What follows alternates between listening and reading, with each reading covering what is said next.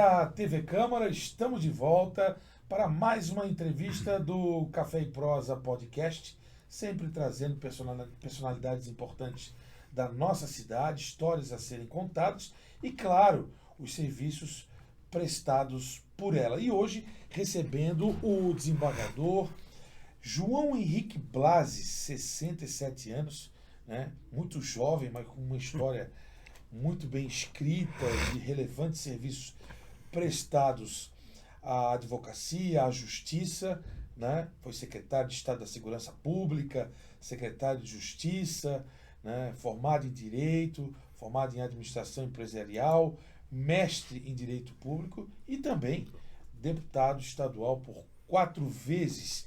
É isso, desembargador? É mais ou menos esse o seu currículo? Seja bem-vindo. Satisfação, Vandrei, estar aqui para podermos conversar um pouco a respeito de Florianópolis, a cidade que nos acolhe, essa cidade que nós tanto amamos. E com relação ao currículo, é exatamente isso aí. É verdade. Bom, eu sempre começo com os nossos entrevistados a respeito da infância. Gostaria que o senhor lembrasse os momentos vividos na nossa cidade, naquele tempo antigo, né? Um tempo diferente do que a gente está vendo hoje. A minha infância foi muito próxima aqui do prédio onde se situou hoje a Câmara de Vereadores, aqui na Chácara do Espanha, e com a vantagem de que era uma localização central, mas muito tranquila, sobretudo à noite. Tanto que, normalmente, às noites, nós jogávamos futebol na rua. Sim. A trave era a porta da garagem da minha casa, e aí nós jogávamos bola, várias pessoas que conheci desde aquela época, como Beto Ferrari, que morava na frente da minha casa, Neném Ferrari e outros tantos. Então, uma convivência de muitos anos aqui que era chamada, na época, Chácara do Espanha, Rua Lacerda Coutinho, Rua Martinho Calado. Não dá 1 quilômetro aqui da sede da Câmara de Vereadores. Muito próximo da Catedral Metropolitana. Sem dúvida. Também do Ritz, do Rocks, do Cine São José. Tudo passou pela infância de vocês naquele tempo. Sem dúvida. Legal. Bom, e aí o senhor, na família, através do seu avô, do seu pai, e seus filhos, que eu conheço muito bem, Guilherme, Alexandre, Mariana, é uma questão que envolve a magistratura, a advocacia, o direito, né? E isso o senhor viu em casa, né? Desde o início. Sem dúvida. Eu abracei num primeiro momento a carreira política. Tive a satisfação de ser deputado estadual por 4 legislaturas e também ter sido secretário de Estado de 2 homens por quem eu tenho um maior respeito, Pedro Ivo Campos e Luiz Henrique da Silveira. Mas, além dessa atuação de natureza política, eu sempre mantive uma tradição familiar da família Blasi, do meu pai Paulo, do meu tio Aloísio, que desde 55 abriram um escritório de advocacia aqui em Florianópolis. Esse escritório continuou comigo, com primos, e hoje a família continua já na sua 3ª geração. Mas, ainda voltando à questão política, eu quero mencionar aqui o fato de que o meu avô materno, chamado Oswaldo Machado, foi vereador em Florianópolis e foi prefeito da capital, eleito em 1959, numa eleição muito disputada, em que houve muitos candidatos, ele pelo PSD, Fernando Viegas pela UDN, o Manuel de Menezes foi candidato nessa oportunidade, Nereu do Vale Pereira, que ainda desses todos é o que está vivo, o general Rosinha, que mais tarde veio a ser prefeito nomeado durante o regime ditatorial que nós tivemos, e foi uma eleição bastante disputada. E o meu avô, que era um empresário, ele tinha uma rede de lojas Machado e Companhia, né? Na época era Machado e Companhia, lojas Pereira Oliveira, e que rivalizavam, que eram concorrentes. E ele, então, aceitou um convite do então prefeito Osmar Cunha, fez-se candidato, concorreu, ganhou a eleição, como eu disse, bastante disputada. Ele teve, na época, 8.000 e tantos votos. O Fernando Viegas, o segundo, 7.000 e tantos votos. O Manuel de Menezes, o terceiro, 6.000 e tantos votos. Para mostrar como foi uma eleição. Num tempo bastante difícil, ele teve seríssimas dificuldades à frente da prefeitura, pela escassez dos recursos, orçamento bastante diminuto, e realmente se incomodou muito na gestão municipal, mas também tem esse lado dessa gênese na política que vem desde essa época em que ele esteve aqui em Florianópolis. Essa eleição, para quem é de Florianópolis, é a famosa eleição onde Manuel de Menezes disse que dormiu o prefeito e acordou o palhaço. Né? Exatamente. Essa é a frase antológica que entrou para os anais da história. Manuel de Menezes, pai do jornalista Cacau Menezes, dono da rádio do Jornal A Verdade, do Jornal A Verdade também, né? E ficou marcado na história da cidade em 59. O senhor era criança nesse tempo, né? Sim, bastante. O senhor era criança e deve ter ouvido, em sequência, esses problemas do município e as realizações, né, como prefeito de Oswaldo Machado. Eu tinha pouca idade, eu nasci em 56, portanto, quando ele se elegeu, eu tinha 3 anos. Mas eu me lembro que um pouco mais à frente, já muito próximo do movimento da Revolução, eu me lembro que um dia nós estávamos na casa dele, que ficava também aqui muito próximo, na rua Visconde de Ouro Preto, onde hoje tem um estacionamento, e havia uma manifestação, uma passeata de estudantes, da qual participava o Rogério Queiroz, que foi vereador aqui. Me lembro. O Francisco Mastella, que foi deputado estadual, eram líderes estudantis, e faziam uma movimentação na frente da casa dele. E eu me lembro que foi jogada uma pedra que quebrou o vidro da casa onde nós estávamos lá dentro. Então, esse foi um momento daquela incerteza política, daquelas dificuldades que havia naquela época da manifestação dos estudantes, que aconteceu, não me lembro exatamente se foi em 61 ou 62, mas foi mais ou menos por aí, quando eclodiu aquele movimento social que teve como resposta a intervenção militar havida em 1964. E por coincidência, né, por consequência, nasce o MDB. Né? Exatamente, o MDB nasce em 1966, né? Portanto, 2 anos após a Revolução, nasce o MDB como um partido até consentido pelo regime, e nós tivemos naquele momento um regime de 2 partidos. A Arena, que era vinculada ao regime de então, e o MDB, que era a oposição consentida pelo regime, e que começou em 66 e que foi crescendo até determinada eleição de 1982 ou 86, quando ele elegeu praticamente quase todos, exceto 1 ou 2 governadores dos 27 estados da federação. E o senhor, historicamente, foi e continua, né, sendo um grande baluarte do MDB. Né? De um tempo onde a política se tinha uma grande força dentro dos partidos. Hoje é mais voltado às pessoas. Né? Não é que eu continue sendo, porque desde o ano de 2007, desde outubro de 2007, quando eu ingressei no Tribunal de Justiça, pelo 5º Constitucional da Advocacia, eu saí da Assembleia e fui para o Tribunal de Justiça, porque mesmo deputado eu continuava advogando. Então, quando surgiu uma vaga, eu me candidatei e entrei na lista sextupla da OAB, Sim. na lista tríplice do Tribunal de Justiça, e fui nomeado pelo governador Luiz Henrique da Silveira. Então, a partir desse momento, evidentemente que eu me desfiz das vestes partidárias e antes de assumir, me desfiliei do MDB. Mas, ao tempo em que eu militei politicamente, e aí remonta desde a minha filiação partidária, que foi em 1982, naquela memorável campanha do Jaison Barreto ao governo do Estado, onde ele perdeu a eleição, mas fez uma belíssima campanha. Eu me lembro dos comícios que havia aqui em Florianópolis, o de encerramento que foi na Avenida Beira-Mar, Rubens da Arruda Ramos, com a presença, inclusive, da Bete Carvalho. A quantidade de pessoas que havia ali era impressionante. E ele, o Jaison Barreto, sempre um orador primoroso, ele arrastava multidões, e aquilo me empolgou. Eu ainda, na época, bastante jovem, me filiei ao MDB e fui secretário de Estado e fui deputado nos 4 mandatos por um único partido, o PMDB, agora MDB. Aliás, o senhor também foi líder do governo na Assembleia por um grande tempo, né? Sempre defendendo os interesses do Estado, sobretudo, e nem precisamos aqui deixar de reconhecer a liderança política que o senhor exerceu nesse período. Né? Nos 4 mandatos, Vandrei, que eu tive a satisfação de exercer na Assembleia Legislativa, foram 3 mandatos na situação e 1 mandato na oposição.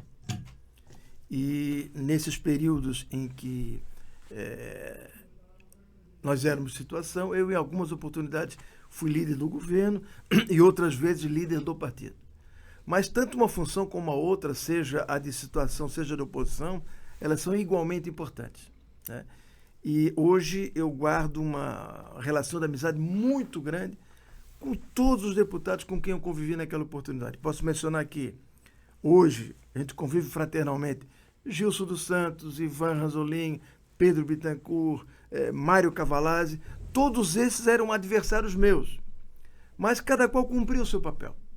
Cada qual, sendo governo, defendia o governo. Sendo oposição, criticava o governo, na busca sempre de melhorias, mas era algo exercido assim institucionalmente. Passado o calor da discussão, a amizade permanece e continua até hoje. Nós temos, inclusive, uma confraria. Essa confraria chama-se Assembleia com Assento, e o nome foi dado pelo ex-deputado Miguel Ximenes, porque a época em que nós éramos deputados, a palavra Assembleia tinha assento, depois com a reforma ortográfica caiu. Sim. Então, esse grupo Assembleia com Assento ainda se reúne até hoje, deputados dos mais variados partidos. Inclusive, agora, no mês passado, tivemos uma reunião onde estiveram presentes 60 ex-deputados. E com um detalhe, nessa oportunidade, 5 governadores. O atual governador Jorginho Mello, que foi meu colega nos 4 mandatos, os ex-governadores Paulo Afonso, Espiridião Amin, Leonel Pavan e Eduardo Moreira. Todos convivendo fraternalmente, revivendo momentos importantes da política, mesmo que em trincheiras opostas, mas mostrando que é possível sempre a convivência, cada um defendendo a sua posição, e que isso é possível num regime democrático como aquele que nós estamos vivendo. É verdade, a política ela é uma arte também, e a política ela escreve a história, e a história ela se sobrepõe a qualquer adversidade. Acho que o senhor pode relatar aqui que foi oposição, e quando você é oposição você aprende também, não só sendo situação, você consegue enxergar o outro lado e aí consequentemente buscar causas que possam trazer resultado para o bem comum, né? Como o senhor relatou, esteve dos 2 lados. Tinha também o time dos deputados, né? O senhor chegou a jogar no time dos deputados? Muitas vezes. Inclusive, no meu discurso de despedida da Assembleia, eu enfatizei que o melhor programa da semana, nos últimos anos, era sempre às terças-feiras à noite, onde nós nos reuníamos ali no KM8. KM8. Né? E é um grupo de deputados, um time de deputados, e cada terça-feira nós fazíamos um jogo com alguém, com advogados, com, enfim, outras instituições, mas era um excelente programa, absolutamente democrático, deputados de todos os partidos. Tínhamos o jogo e depois do jogo um jantar, uma confraternização, um bate-papo. Só tinha uma coisa que nós não abrimos mão. O juiz era indicado por nós. O árbitro do jogo era indicado por nós. E quem era? Era o Ciro, funcionário da casa. E às vezes ele se descuidava e dizia, falta para nós, que era para os deputados. E a comida feita pelo Salésio. Sem dúvida, a comida feita pelo Salésio, um grande chefe. Tem ainda o time dos deputados? Não, pelo que me consta não tem mais. Acabou, uma pena. Não tem mais. Uma pena porque era um encontro, eu cheguei a jogar algumas partidas lá no KM8, e horário antes ou depois, e via lá os deputados, inclusive o deputado Júlio Garcia, que também fez história no futsal, né? Nós vamos falar sobre o futsal daqui a pouco, porque o senhor, além de ser um magistrado, foi um grande político, o senhor também é adepto ao futebol, né? Que também faz parte da história da nossa cidade. Aliás, o futebol para o senhor nos anos 50, o senhor nasceu em 56. Isso. Em 60, o Figueirense foi para o estádio Orlando Scarpelli. Antes disso, jogava no velho Adolfo Conde. E a sua família oriunda da Chácara da Espanha, que também tinha uma região que tinha muitos alvinegros, Ali começou esse envolvimento com o Figueirense, né? A família Blasi já tinha esse carinho pelo Figueirense. Sim, sem dúvida. Essa questão de opção clubística, opção política, vem muito dos nossos ancestrais. Sim. E a minha afeição pelo Figueirense vem do meu pai, que é natural de Campos Novos, né?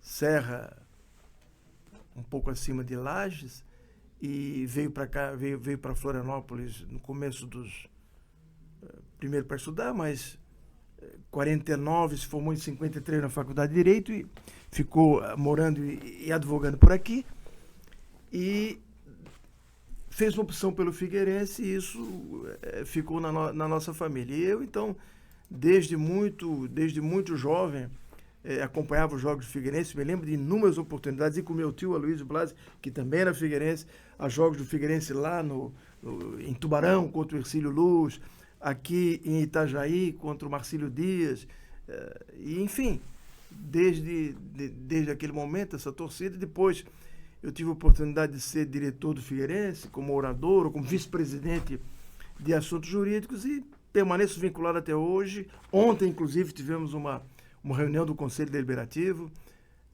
a eleição, tendo em vista a vaga pela morte, pelo falecimento do nosso querido Norton Beaupré.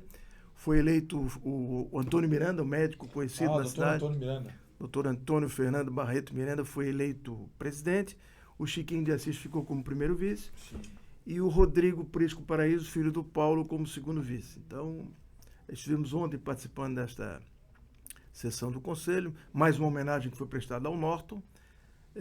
Nós temos informações de que há um projeto de lei em trâmite aqui na Câmara de Vereadores para conceder o nome de Norton Beaupré a uma rua que margeia o estado do Orlando Scarpelli. Nada mais justo. Portanto, absolutamente justo, e vai unir definitivamente o Norton, que era um apaixonado com o Figueirense, pelo espaço do estádio Orlando Scarpelli. O Norton nasceu ali, né? Exatamente. Nasceu ali, junto com o vereador Afrânio aqui da casa, seus outros irmãos, Urandir, Lúcio. Exato. Enfim, a família Beaupré nasceu ali, né? E nos deixou precocemente uma grande figura do futebol, da instituição figueirense, e merece com certeza ser homenageado.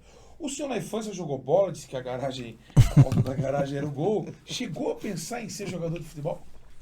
Não, nunca pensei e nem teria habilidade para isso. Mas desde o infanto juvenil, portanto, por volta dos 14 anos, nós que éramos alunos do Colégio Catarinense, participávamos do colegial. Sim. Né? Então, figuras conhecidas aqui da capital, o Remáculo Fischer, Neném Ferrari, Beto Ferrari, enfim, para nominar apenas alguns, nós participávamos do infanto juvenil do colegial, e o nosso primeiro técnico foi o grande baluarte, o grande benemérito do futsal de Santa Catarina e até do Brasil, Valci Moreira. Eu digo até do Brasil porque recentemente eu vi uma mensagem que o Serginho Xavier, que é o treinador da seleção brasileira... Marquinhos Xavier. O Marquinhos Xavier mandou uma mensagem para o Moreira, reconhecendo a importância que o Moreira teve na formação do Marquinhos, que foi auxiliar do Moreira lá no colegial. Nessa época eu já não estava, naturalmente. Foi no início dos anos 2000. Exatamente. Né? Mas então o Marquinhos reconhecendo a importância do Moreira, essa belíssima figura. E como é que o Moreira chega à condição de treinador do colegial? O Moreira, à época, ele tinha uma banca de revistas aqui na Praça Getúlio Vargas, a Praça do Bombeiro. Sim. E ele, digamos assim, era o chefe da torcida do colegial. Então, o colegial jogava no ginásio esportivo Silveira, dentro do pátio do Colégio Catarinense, e os alunos, era sempre cheia a frequência, o público, o acesso, e o Moreira era o chefe da torcida. Aconteceu que o então treinador saiu e, na falta de alguém mais conhecido ou mais habilitado na oportunidade, pegou-se o Moreira, que já convivia conosco nessa condição de chefe da torcida, e o Moreira, a partir dali, começou a treinar e se tornou esse grande treinador do futebol do Salão de Santa Catarina. Eu comparo o Moreira a Rosendo Lima, como duas figuras assim fundamentais na evolução do futsal, na nossa época futebol de salão, hoje futsal em Florianópolis e, por extensão, também no estado de Santa Catarina. Eu lembro do Marquinhos Xavier sendo auxiliar do Moreira, inclusive em jogos abertos. Isso. O colegial representando Florianópolis. Um deles eu estava lá, foi em Lages. E hoje o Marquinhos figura como o grande treinador da seleção brasileira de futsal. Né? Falar nisso, o senhor acompanhou o tempo áureo do futsal, né? Vamos dizer assim, até os anos 80, 90, mas em 70 foi uma década de ouro, onde nós tínhamos ainda o Cupido, com certeza. o Clube 12. Com certeza. Né? Enfim, que lembranças são a meu ver, exatamente nessa época, havia 3 grandes times de futebol de salão em Florianópolis. Colegial, Cupido e Clube 12 de Agosto.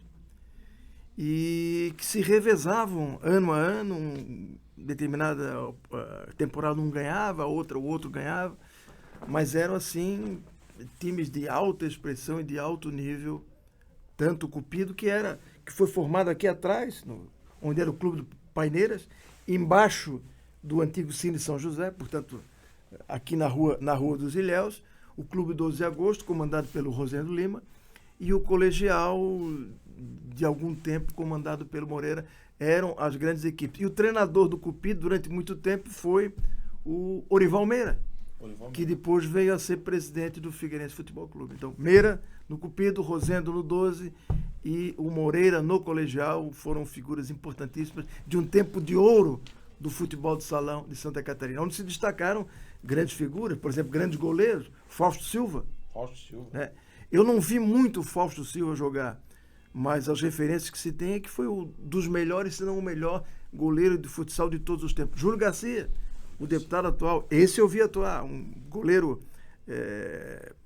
de excepcional qualidade, frio, goleiro que se mantinha frio tranquilo, diferentemente do Fausto, que era já um goleiro mais pilhado. Mas 2 estilos diferentes, mas com certeza 2 grandes goleiros, 2 grandes atletas ao seu tempo no futebol de salão de Santa Catarina e de Florianópolis, que era muito desenvolvido. Em tese, o goleiro de futsal, ele não precisa ser alto.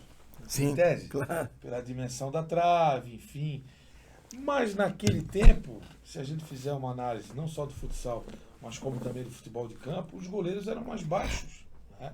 Hoje um goleiro de futebol de campo ele tem que ter 1,90 m para cima. Esse né? do Corinthians tem mais de 2, né? 2 e 2, né? É. 2 e 2. Agora, é um tempo onde as pessoas tinham as suas profissões e o esporte, não só como atividade física, mas como também de lazer, caminhava junto. Né? A gente, é de muito orgulho você ver figuras que se destacaram na sociedade e naquele tempo prestaram serviços também ao esporte. Né? Eu não sou desse tempo, mas vi grandes figuras da cidade, da sociedade, praticando futsal, basquete, num tempo onde a cidade era muito menor. E falando especificamente no colegial onde eu convivi, o fato é que nós constituímos o que se pode chamar uma família colegial. Tanto assim é que hoje, passados tantos anos, periodicamente nós nos reunimos, né?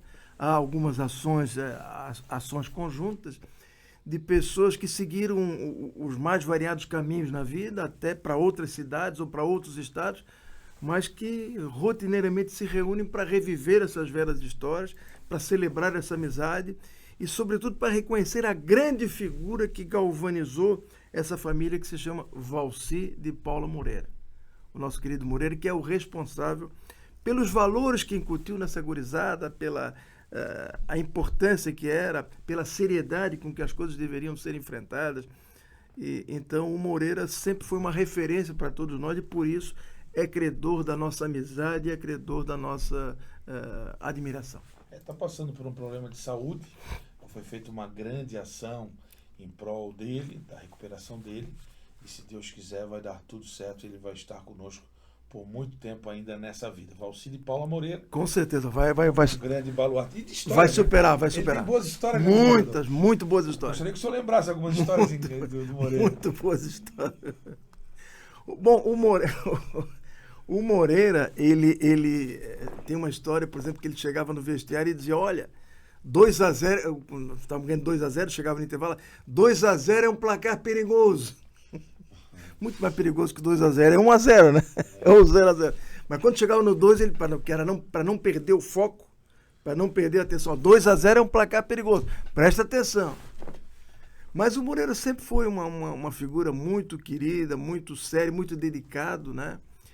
Tanto assim é que quando terminou o colegial vinculado ao Colégio Catarinense, O profissional, né? o profissional, o Moreira, então, continuou ainda assim bancando o futsal o Floripa Futsal. Sim, sim.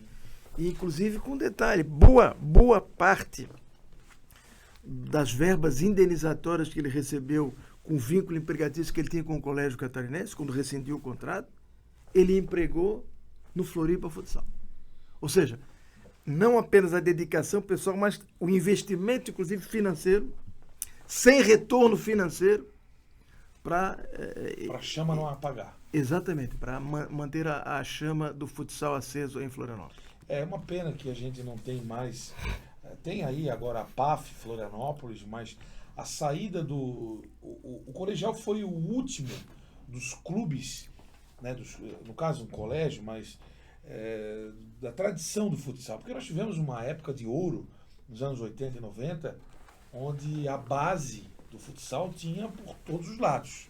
Era a Elase, era Paula Ramos, Astel, Colegial, Colégio Coração de Jesus, Clube 6 de Janeiro, ABB, enfim, uma infinidade, mais da minha geração, né?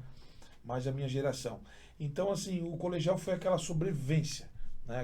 Aquele prazer que nós tínhamos de ir lá às sextas-feiras assistir o jogo profissional. Exatamente. Era muito prazeroso. Hoje tem as divisões de base, que envolve mais as escolinhas dos alunos, dos novos alunos, e também os campeonatos, mas o Moreira fez de tudo para que a chama se mantivesse acesa até o Floripa Futsal. E no dia de hoje, Vandré, é importante fazer um reconhecimento ao trabalho que o Antônio Mafra está fazendo na APAF. Ele, que conviveu muito tempo com o Moreira, que ajudou muito no colegial, nos últimos tempos do colegial, foi atleta, bom atleta. O Antônio é que tem levado na raça a manutenção da APAF, que hoje está, inclusive, muito bem classificada no âmbito da liga principal do futsal em Santa Catarina. E quem sabe em breve voltar também ao cenário nacional. Sem dúvida. Que é muito mais complicado e tem um custo maior. Aliás, o presidente da federação é um grande baluarte de futsal, né? Sim, claro. Marcinho Carvalho, que estamos na torcida para que ele faça um bom trabalho e enalteça ainda mais. A meta é chegar a voltar a ser a segunda federação de futsal do Brasil, né? Então, esse trabalho que a gente aguarda. E além do Figueirense e do futsal, a gente sabe que a nossa cidade tem uma relação grande com o Rio de Janeiro, né? Até a minha geração sempre se teve uma admiração com o futebol carioca, a vinda dos cariocas, o rádio, né? A imprensa, o tempo áureo lá do Expresso da Vitória do Vasco, o Botafogo de Garrincha e Zagallo, depois a Máquina Tricolor e o Flamengo de Zico, né? O senhor vê um pouco disso também? Com certeza. E acho que todos nós, na faixa próximo dos 50 anos ou mais, todos nós temos um time do Rio de Janeiro. E isso porque, na oportunidade, as rádios do Rio de Janeiro entravam em Florianópolis. A Rádio Tupi, a Rádio Globo. Então você tinha Jorge Cury, Rádio Nacional, Valdir Amaral. Né?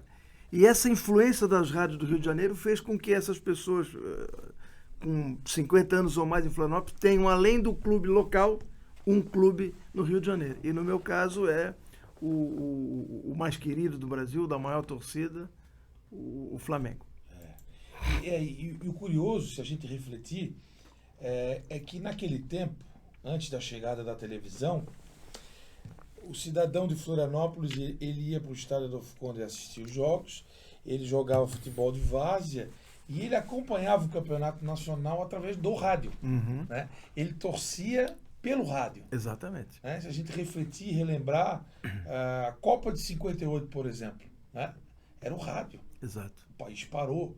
50 foi a maior tragédia Exatamente. da história do futebol brasileiro pelo rádio. É. Né? Primeira Copa do Mundo que eu tenho lembrança de assisti-la pela televisão foi 70. 1970. Que aí o Brasil foi tri. Exato. Mas a de 82 foi melhor, né? Não sei, os times são, acho que são times equivalentes, né? É impressionante como o povo brasileiro tem no seu coração a seleção de 82. É um relato assim quase unânime, que teria sido a melhor seleção, talvez aquela derrota tenha marcado, né? Assim como marcou a derrota do Maracanazo lá em... O futebol, como a vida em geral, ela é escrita pelas vitórias. É escrita pelos vitoriosos, por aqueles que vencem.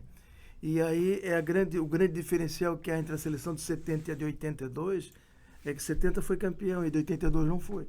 Embora na seleção, o meio de campo, por exemplo, da seleção de 82 era um meio de campo galáctico, né? Falcão, Cerezo, Zico e Sócrates. Verdade. Né? Lateral direito, o Leandro chegou aí, não sei se não chegou aí, né? Eu era o Leandro ou era o Nelinho? Não sei, mas enfim, só por esses quatro do meio de campo, na verdade era uma seleção realmente galáctica, mas lamentavelmente não alcançou o objetivo que ela estaria eternizada se tivesse conseguido o campeonato de 82. Tinha aí Éder, Serginho Sim, Chulapa. exato. O próprio Dinamite não emplacou nessa Copa. Foi. Vivia uma fase importante, acho que a maior da carreira. Exato. Enfim, então foi uma seleção que eu não acompanhei, vi os documentários, mas marcou a nossa história no futebol. E ainda falando de futebol, fomos testemunha ocular da grande fase do Figueirense, né? Os 7 anos na Série A, né, desembargador? Isso aí marcou. Marcou muito para quem, à época, crônica esportiva, para quem era figueirense e para quem gosta de futebol. Foi uma das fases mais brilhantes do nosso futebol. Com certeza. O Figueirense, até hoje, é o clube que durante mais tempo se manteve na Série A, na elite do futebol brasileiro. E isso, graças a um bom trabalho que foi realizado. O que se imagina é que nesse ano nós consigamos o acesso para a Série B.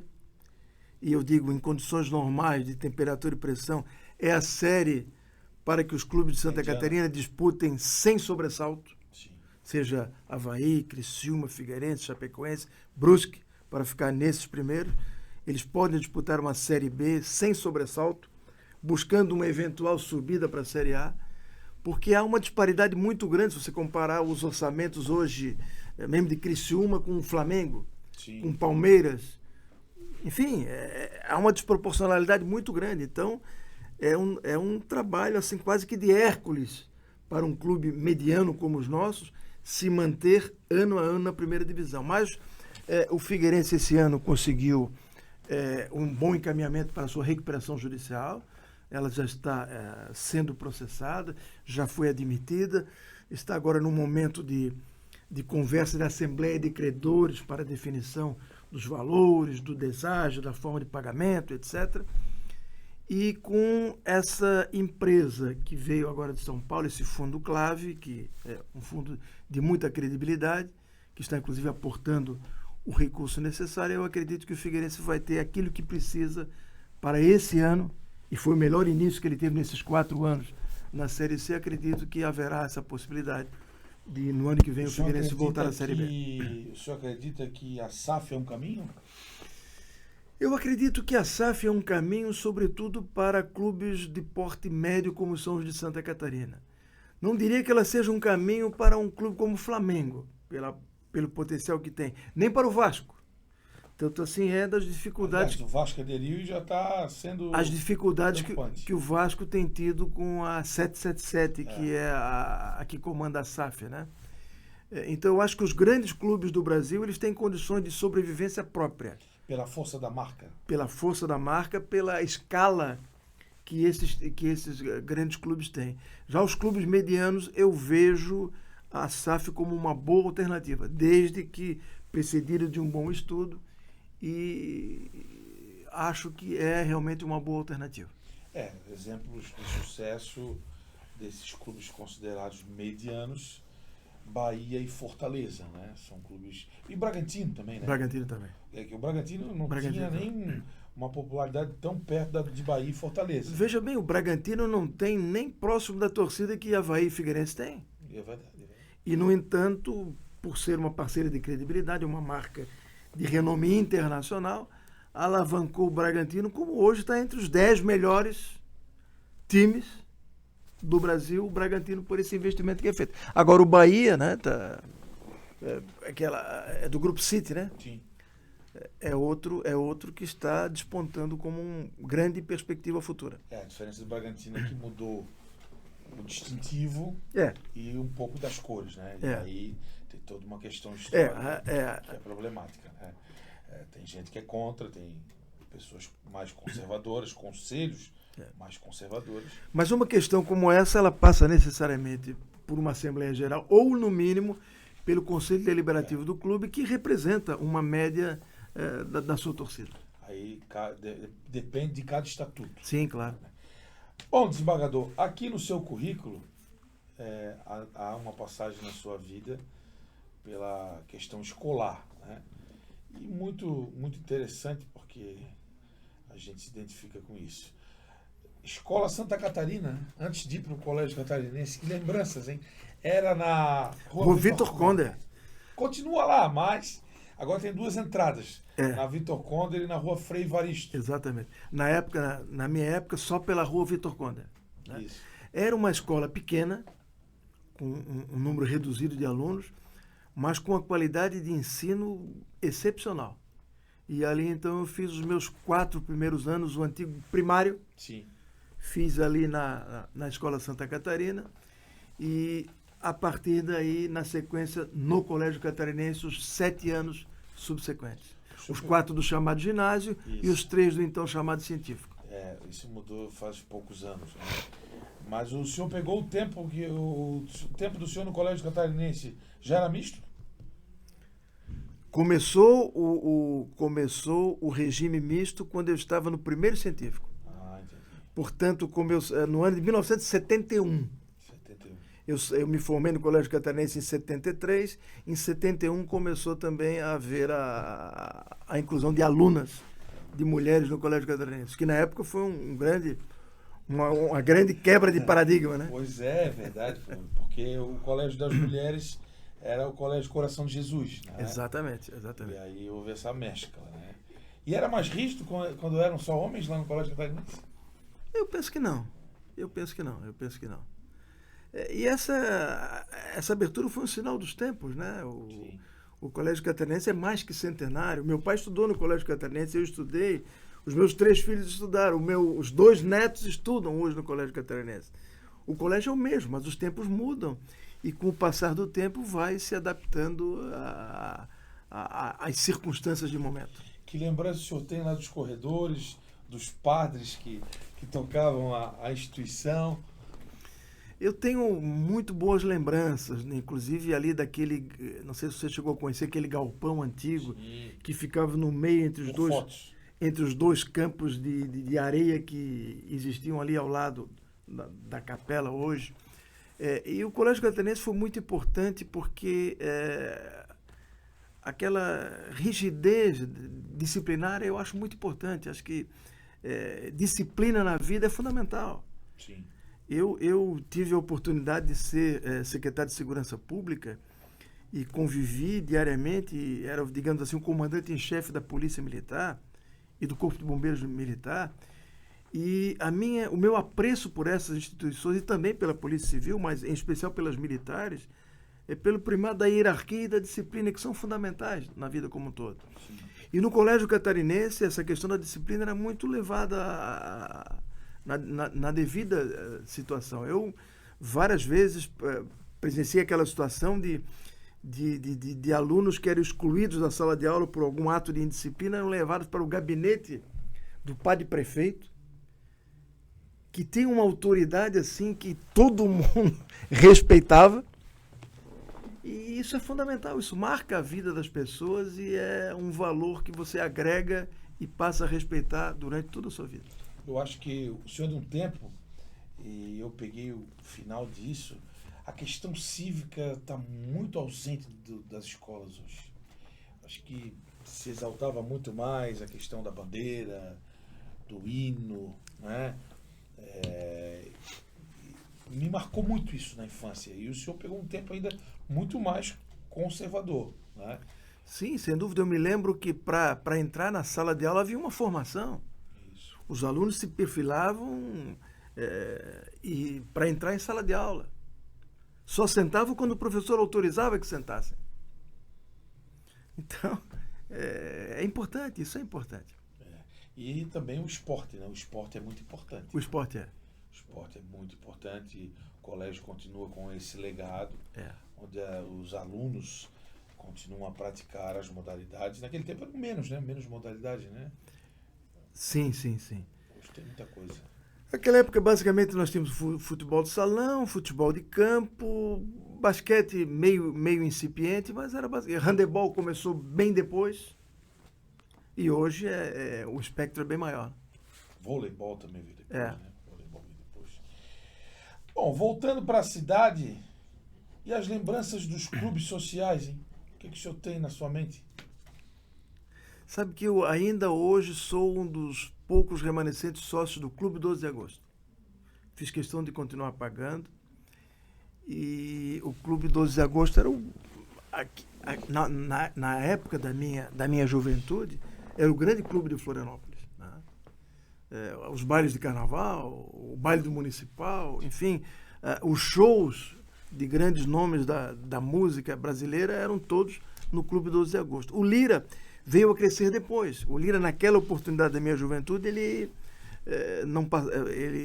tinha algumas dificuldades. Depois, com aquela alteração que foi feita, e aí faça-se justiça a Antônio Henrique Bucão Viana, Sim. que foi também prefeito, mas na condição de presidente do Lira, ele fez aquela negociação da construção daquele espaço, do estacionamento, das lojas, da galeria, e aquilo é que deu vida ao Lira, que hoje é o grande clube que remanesce em Florianópolis. O 12 tem ainda as suas 3 sedes, mas não funciona mais como clube social, exceto com algumas atividades aqui na sede de Coqueiros.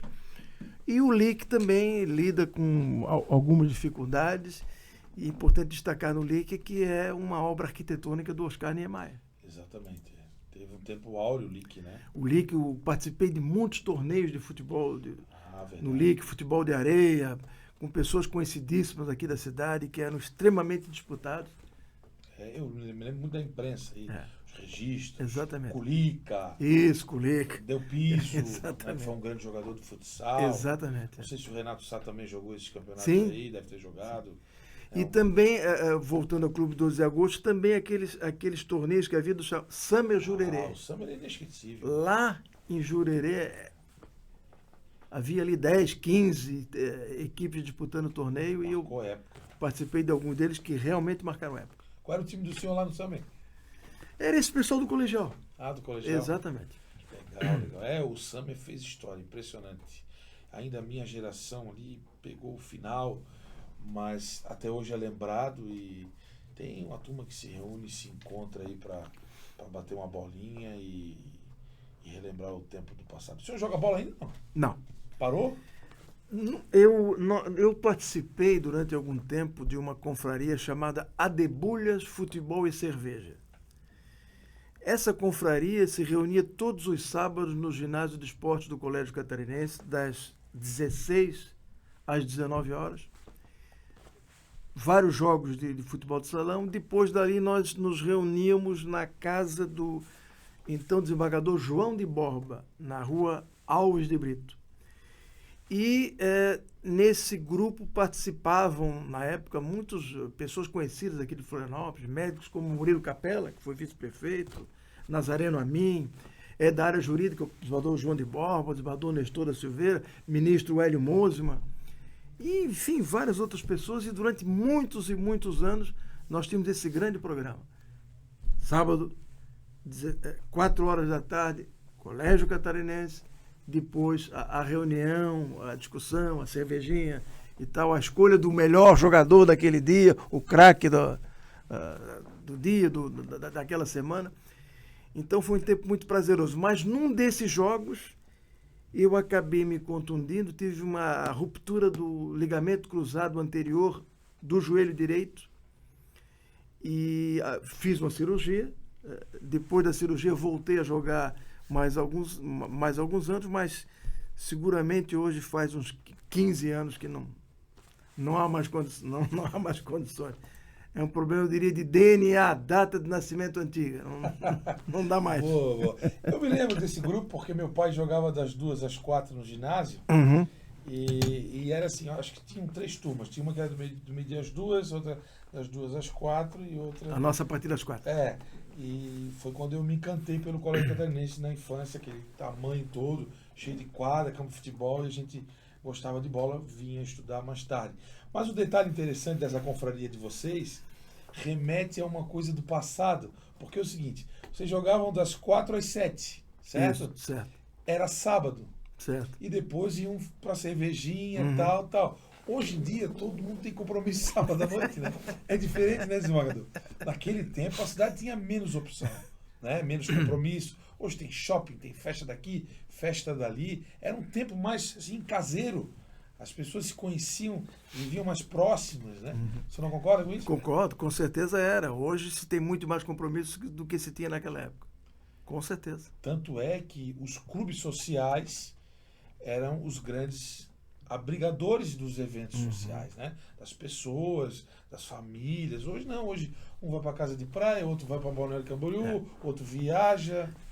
E hoje, em grande medida, os grandes condomínios Também. Substituíram os clubes sociais. Né? Porque antigamente piscina onde é que tinha? Clube Lira. Era a grande piscina do Lira, que hoje, até hoje existe. Mas hoje é raro o condomínio que não tenha a sua piscina, que não tenha a sua academia. Sim, né? sim. Então hoje as possibilidades são muito maiores do que eram naquela oportunidade. O senhor nasceu no centro, no coração da cidade, na Isso. Chácara da Espanha.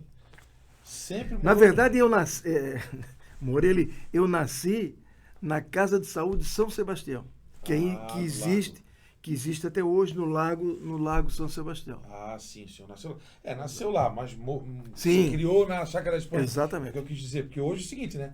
A criançada, né, a geração do meu filho, do seu neto, eu nasci na ilha. Não, nasceu lá na Santa Helena. Que é em Coqueiros. Exatamente, né? exatamente. A verdade é essa. É. Mas assim, eu quis dizer o seguinte, o senhor nasceu, se criou ali na Chácara da Espanha, sempre residiu no centro e continua residindo no centro? Continuo. Continuo residindo no centro, hoje na Avenida Beira-Mar. Teve uma época que eu morei de frente ao Colégio Catarinense. Me lembro disso. Bem de frente ao Colégio Catarinense. E também naquela época, no meu tempo de infância, as principais praias eram as praias do continente.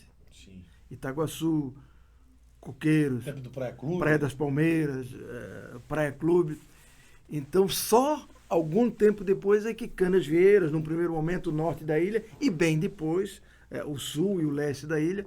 Mas as grandes praias de Florianópolis eram as praias da área continental. Então eu me lembro da praia de Itaguaçu. Meu avô tinha uma casa lá e nós frequentávamos.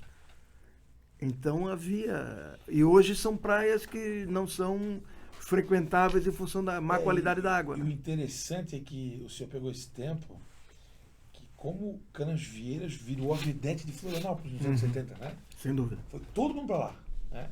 Acho que foi o primeiro grande balneário a reunir a sociedade florianopolitana. Eu me lembro que nessa época nós também passamos a ter uma casa lá em Canasvieiras e praticamente toda a cidade veraneava em Canasvieiras. As pessoas conhecidas, os amigos, todos veraneavam por lá. Né? E inclusive o Moreira, por exemplo, como ele não tinha casa, o que é que o Moreira fazia? No verão, ele pegava uma barraca, ele e o Pepe, que esteve aqui outro dia. Essa barraca ficava instalada na frente da casa dos meus pais lá em Canasvieiras, na até hoje existente Rua dos Eucaliptos. Sim. Tinha uma malha de bambu muito grande, então a barraca ficava ali na frente. O Moreira e o Pepe passavam o verão ali. o banho era tomado na minha casa, o café da manhã era tomado lá Só para dormir. na minha casa para dormir.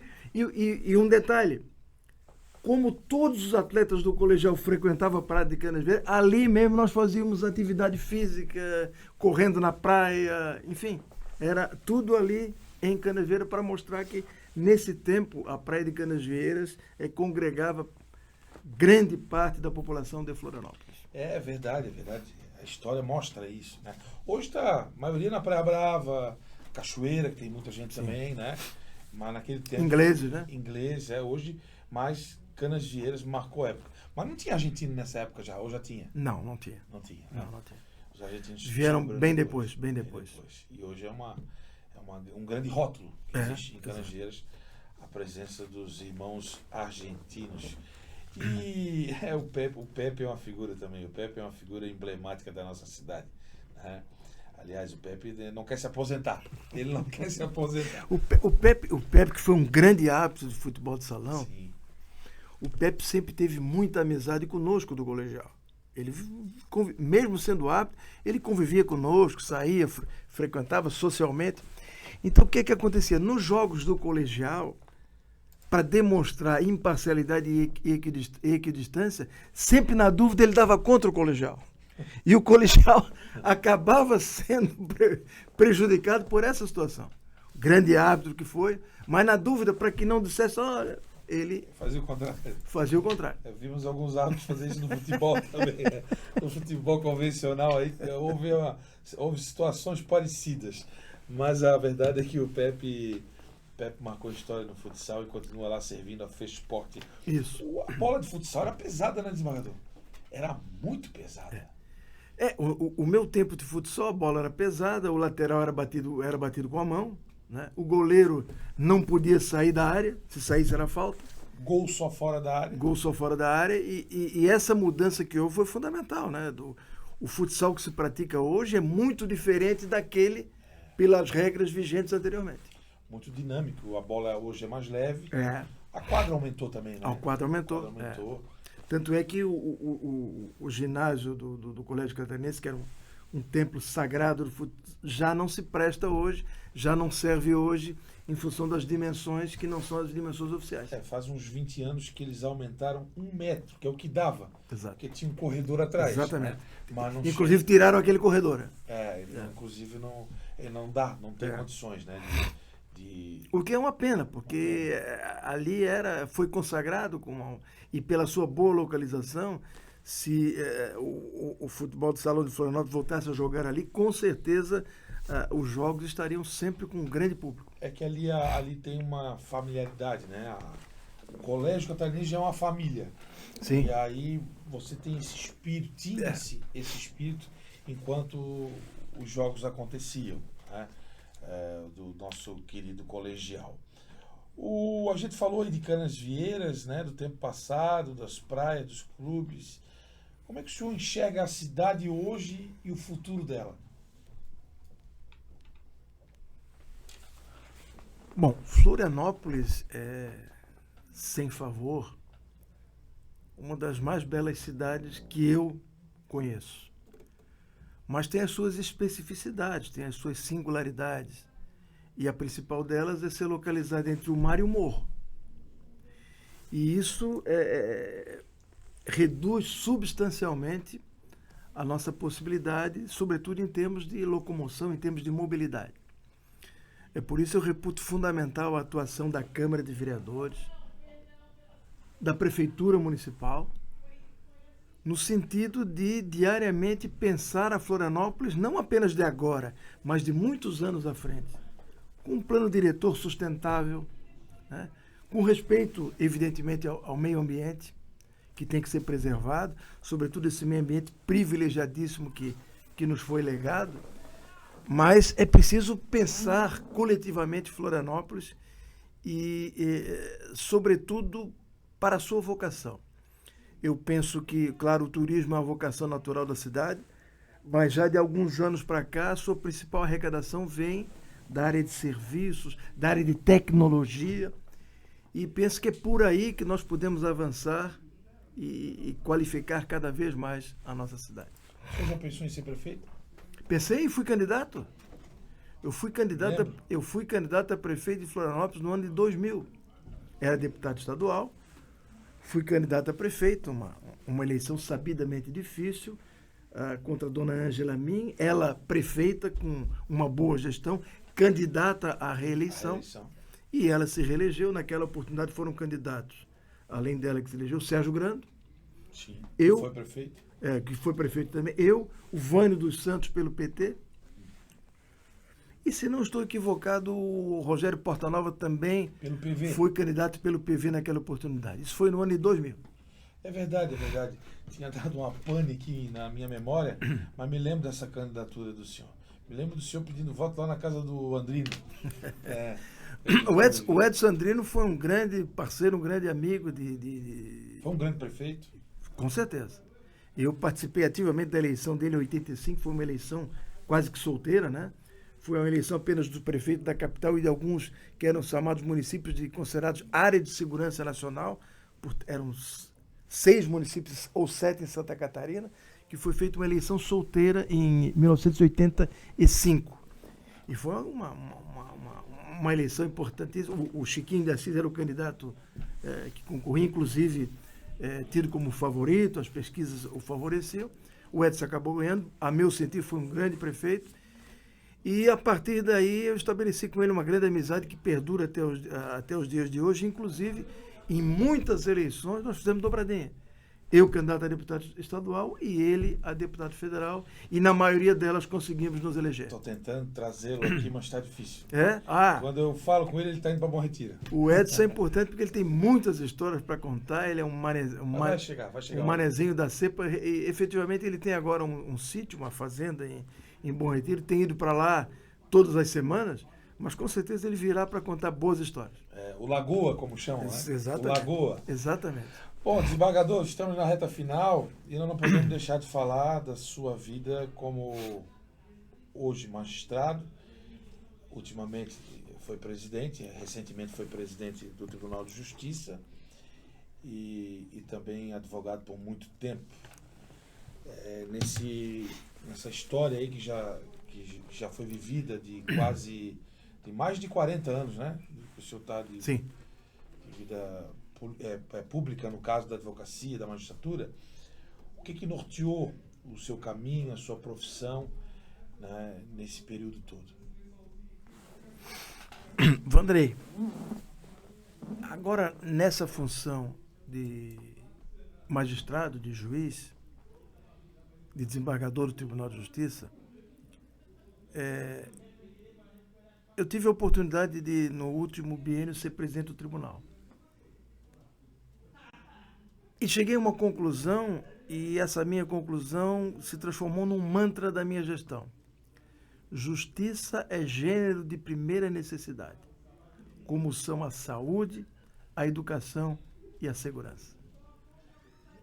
Diariamente, todos os juízes recebem processos que significam o patrimônio daquela pessoa, a vida, quem sabe, em razão do fornecimento de um medicamento. Enfim, coisas que são fundamentais. E o juiz é um ser humano, e como ser humano ele é dotado de todas as falhas inerentes à nossa condição. Nós temos hoje tramitando em Santa Catarina 3 milhões de processos. Um volume assustador, eu diria. Mas temos um contingente de juízes de primeiro grau, arredondadamente em torno de 500, mais 96 desembargadores, e uma força de trabalho aí envolvendo servidores ativos, comissionados, voluntários, estagiários, de total de 12 mil pessoas, que, a meu sentir, exercem um belíssimo trabalho. Por isso que a Justiça de Santa Catarina é muito bem conceituada. E a maioria dos juízes de Santa Catarina tem um perfil atual, porque antigamente se dizia que o juiz não deveria se envolver com a comunidade para preservar a sua equidistância, a sua imparcialidade. Então, sobretudo em muitas comunidades do interior, o juiz não se, digamos, entre aspas, não se misturava com a comunidade. Hoje a concepção é diferente. O juiz tem que estar envolvido na comunidade. Ele tem que conhecê-la, ele tem que saber os seus valores, ele tem que conviver com ela para poder melhor decidir naquelas questões que lhe vierem para ser examinada. Mas não há dúvida, se há uma tarefa difícil, é a tarefa de julgar. Você recebe um processo tendo duas partes, cada uma defendendo uma posição, uma diametralmente oposta da outra. Normalmente com bons advogados, esse argumenta, você vai ali e acha que ele tem razão, depois não, parece que o outro é que tem razão, mas você tem que definir uma posição em favor de algum deles. Sim. Por isso que há instâncias de recurso, que se eventualmente não houver uma decisão adequada num primeiro momento, ela pode ser corrigida ali um pouco mais à frente. Então, eu faço esse reconhecimento, esse preito de reconhecimento à atuação da Justiça de Santa Catarina, da qual eu faço parte nesses últimos 17 anos. Estou caminhando para uma aposentadoria, mas reconheço e, sobretudo, alguns trabalhos fora do ato em si de julgamento dos processos. Nós temos um programa que se chama Lar Legal. Inclusive, na semana passada, nós estivemos aqui no Morro Montserrat, entregando 40 e tantos títulos de regularização fundiária. O prefeito Topazio esteve lá, o padre Wilson Grou, que é líder da comunidade, vereadores também participaram dessa e de outras entregas. E o que é esse programa Lar Legal? É uma versão simplificada de um processo em que pessoas que têm uma casa, que de repente já foi do seu bisavô, do avô, do pai dele, 3 ou 4 gerações, mas só tem uma posse. E esse processo transforma a posse em propriedade. Exato. E nessas solenidades o que é feito? É entregue a cada uma daquelas pessoas o título de propriedade já registrado em cartório. Ou seja, prontinho. Prontinho, dando dignidade e assegurando o direito fundamental, que é o direito de propriedade garantido pela Constituição. Então, dos momentos que foram mais aprazíveis para mim na presença do tribunal, e continua sendo agora, que eu continuo participando dessas entregas, é ver a alegria estampada no rosto dessas pessoas quando recebem esse documento. É um papel, mas é um papel que significa o quê? Segurança jurídica, direito de propriedade e mais qualidade de vida para aquelas pessoas. Maravilha. Desembargador, muito obrigado. Acho que foi uma conversa bacana, solta e de muitas histórias. Eu que agradeço e sempre à disposição. Esse é o desembargador João Henrique Blasi, aqui no Café e Prosa da TV Câmara, que tem a supervisão técnica de Tiago Veríssimo e Lucas Gonçalves, e a direção-geral da TV Câmara, da jornalista Carla Silveira. Um abraço e até a próxima.